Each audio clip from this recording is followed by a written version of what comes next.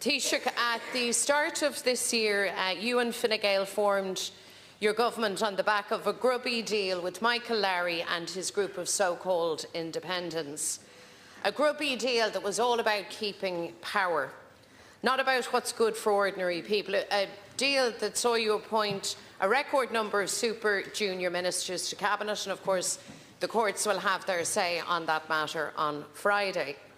And here we are, 11 months on, at the end of the year, and we have a do-nothing government, a government whose first year has been defined by failure, by scandal and by broken promises. Your failure in housing persists, with devastating consequences for people desperate to put an affordable roof over their head.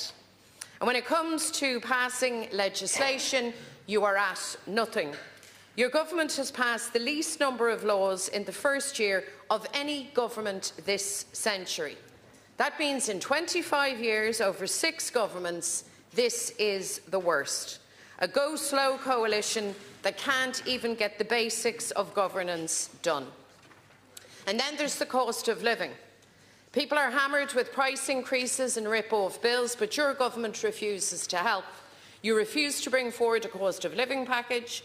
You delivered a budget of €9.4 billion that astonishingly left working people worse off.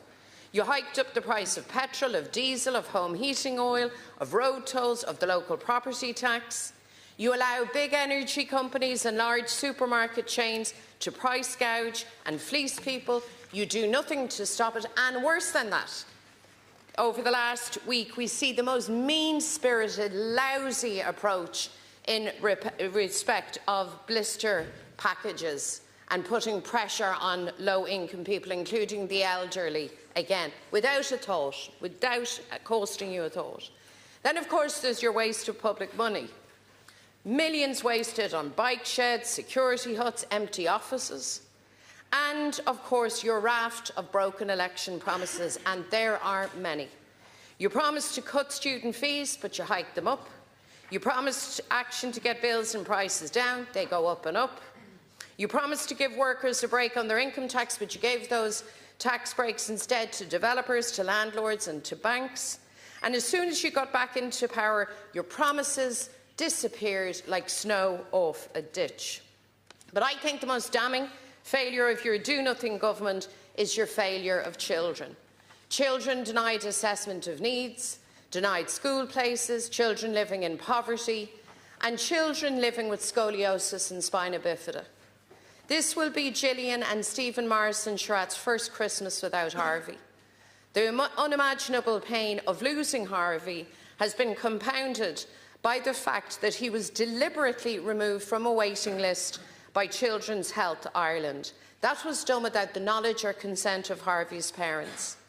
Children with scoliosis and spina bifida were promised they'd wait no longer than 4 months for their surgeries. Do you remember that promise? And Harvey was just one of the children for whom that promise was broken time and again. Today, 233 children wait for their operations, and every day they wait, the government fails them, just as you failed Harvey. Tá foic déanta ag an rialtas, le linn an céad bliain in Uffic, bhí siad gafa is scanal, tepana agus gealtanis brista. So there you have it, Taoiseach. Your do-nothing government's year of failure laid bare. Failures that have such a big consequence for so many people. So, Taoiseach, do you accept that your government is the worst performing government this century? In relation to the first year of government, I would take an opposite view to you. I generally think you take the soundbite approach as opposed to the issues of real substance. This government came into office at a time of huge geopolitical turbulence, tariffs, etc.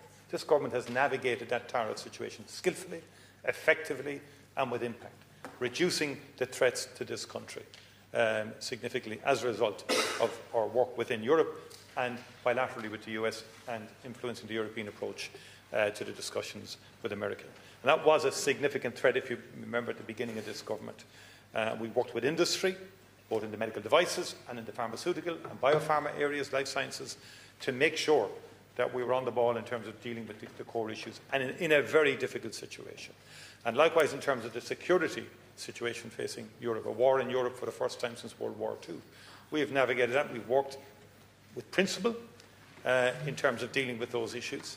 And we took a principled stance in relation to the shocking genocide in Gaza. Economically, we're heading to be the fastest growing among the world's most advanced economies this year. We will have 2.8 million people at work. That's 550,000 people at work in the Irish economy between 20 and 25 additional. So we have 2.825 million at work. It's a record in the labour market. And that creates its own challenges. But it's a positive. I can remember other decades in this country when people couldn't get work. And we should never take that for granted. I know you do. You just dismiss it all and keep coming up with ideas and proposals that would undermine that enterprise economy, which is critical. One of the core government deliveries this year was infrastructure delivery and proper investment in the productive capacity of this economy into the future in society. Infrastructure and water, energy grid and housing have all been announced in the context of the National Development Plan. Big projects like Metrolink have been greenlighted and are underway, and the planning has come through. Projects like the Shannon Eastern Midlands Water. These are big projects. No doubt you'll come at us objecting to some of them. But these are very big projects for the future of this country. The research investment, Inspire. I've never heard you mention the word research in about 5 or 6 years. You've never raised it with me. Yet research is critical to the future of this country, in terms of the jobs of the future, in terms of the products of the future, and ideas for the future. That's what matters ultimately in terms of a measurement of a government, not the quantum of legislation passed.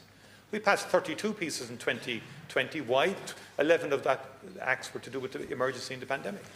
So I don't accept that analysis that's put forward, because actually we have a lot of law in this country. We have a lot of regulation. Some would argue we have too much regulation in this country, which has stopped us getting the roads built, the bridges built and the railways built. So let's have balance and perspective here now. Judging any government, and there's a whole range of issues. I'll get back to some in the supplementary. We are doing more for children now in terms of our investments. And you didn't want us to do targeted measures for child poverty in the budget. We did it. Thank you, Deputy. So please forgive me. I did omit the issue of infrastructural failures from my list. Thank you for jogging my memory. In fact, the metro of which you speak, this mythical metro, this has gone on for decades, hasn't it? It's a bit like the Children's Hospital. It's one of these things that is spoken of in hushed tones, and billions are allocated. And maybe one day we'll wake up and it might be a reality, or maybe not. Certainly not on your watch. I wouldn't have any great hope. You see, it is you who engages in spin and soundbites. When you're called out with the reality of people's lives on the ground, the fact that people are struggling with their bills, and you refuse to help. In fact, you take actions to make matters worse. The fact that you have failed spectacularly our children, particularly those that I have listed, awaiting assessment of needs, looking for school places, and kids with scoliosis and spina bifida. You see, you have no answer to that, because yours is a government of failure. Thank you, legislatively. Thank you, and in terms of actually on a day-to-day basis, in very practical ways, making people's lives easier. In fact, it seems to me that your ambition is to make people's lives more difficult. How's that for a Christmas bonus for people? That's a bit silly, Deputy, but I mean the bottom line is this, that we are prioritising children. We want to do that. There are issues facing children in this country. That's accepted. But we provided for a 20% increase in investment in disability services, a major investment in disability services. And as you know, we've now developed and are developing a new education therapy service, which I think will be transformative. And it will start in special schools early in the new year. It will be expanded into all special schools in the next school year, beginning September of next year. And then we'll expand it into the mainstream classes. And that will have multidisciplinary teams in our schools for children with disabilities. And parallel with that, investing in disability services.